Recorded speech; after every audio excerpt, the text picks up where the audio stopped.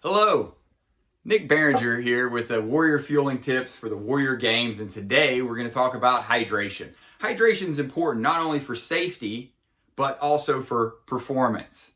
And staying hydrated is going to help you perform optimally and stay safe and not be a heat injury. So how are we going to do that? Well, about 2 hours before our training or before an event, I want you to drink 8 to 16 ounces of fluid. Then right before that event, another 4 to 8.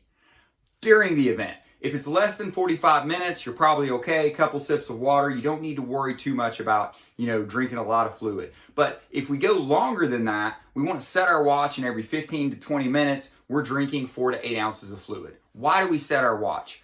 Research has shown that thirst is a poor indicator. It's a lagging indicator of our hydration status. So we're already dehydrated by the time we get thirsty. So if you have an external stimulus, like an alarm going off, you're more likely to stay hydrated.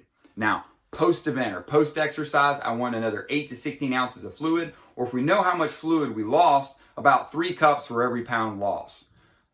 How would you know that, you're asking? Well, one of the greatest hydration tools you have is probably sitting in your bathroom right now. It's called a scale. Start weighing yourself before and after training sessions, before and after events, and that way you know how much fluid you need to take in, about 3 cups for every pound lost, so you can stay hydrated, again, to maximize performance. Now, we talked about performance. Let me give you an example of that. There was a study with basketball players where they looked at them when they were hydrated, 2% dehydrated, and 4% dehydrated. What did they find?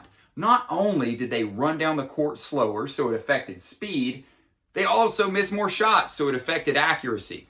Now, I can't think of an event in the DoD Warrior Games that doesn't have a component of speed or accuracy. So again, that's why it's important to stay hydrated to maintain performance.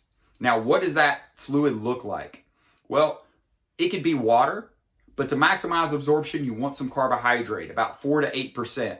You also want some sodium. Sodium is going to help you retain more fluid.